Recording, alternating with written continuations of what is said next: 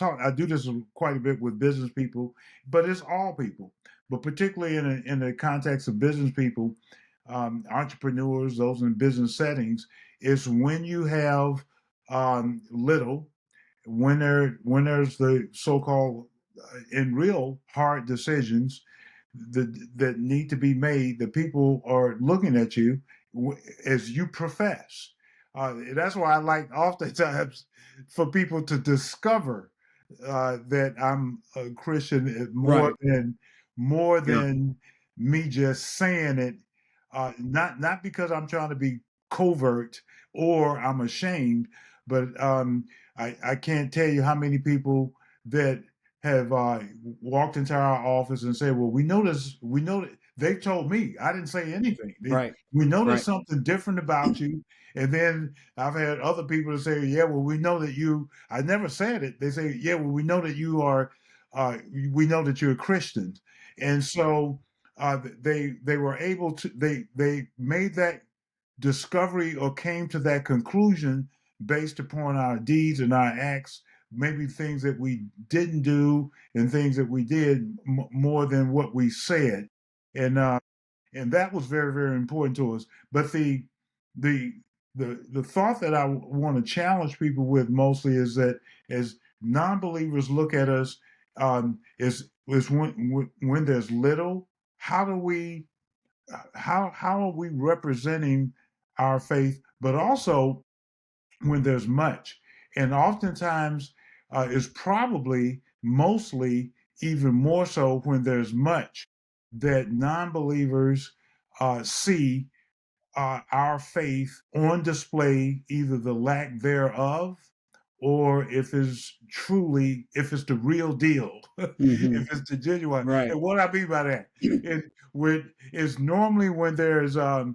lot of money at stake, when there's Hmm. money on the table, Right. that that's when you know you find out who's who, and Right. you'll find out that unfortunately, or there's a lawsuit, something happened, there was a misunderstanding, and then you come to find out that unfortunately, and that's why I said in the book Horror Stories from Holy House, you find out that pointing the fingers, and it may have been your fault, it may have been, but when as I understand scripture and as I understand it, you mentioned something, Jim, it is, I'm not, it's not a corrective, but I know that years and years ago, and it was, I don't know how many of them they sold, but what would Jesus do? Right. WW, what would you, and Yeah. I took that and I said, well, uh, what did Jesus do? That's what I want to know because Right. Right. oftentimes the what would Jesus do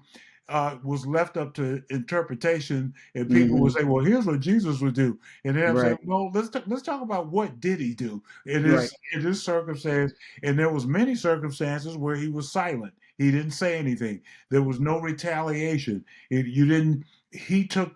And now I'm taking a little some liberties here, but it's there in scripture. He took the hit. And so there are times there in which we're told these things and truths in scripture, why not rather be wronged?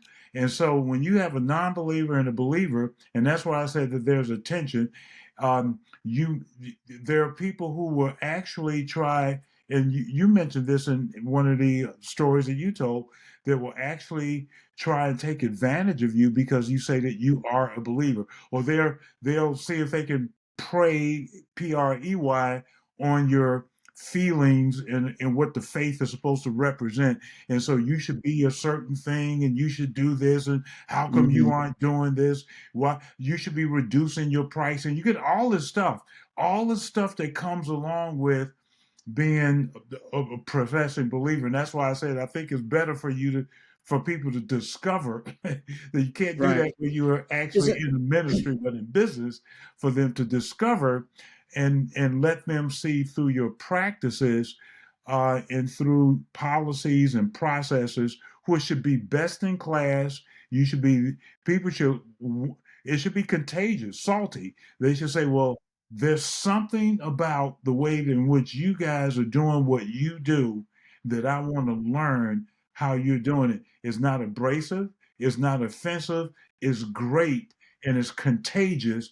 How are you doing this? And that's what the faith should be Right. representing in the business Yeah, context.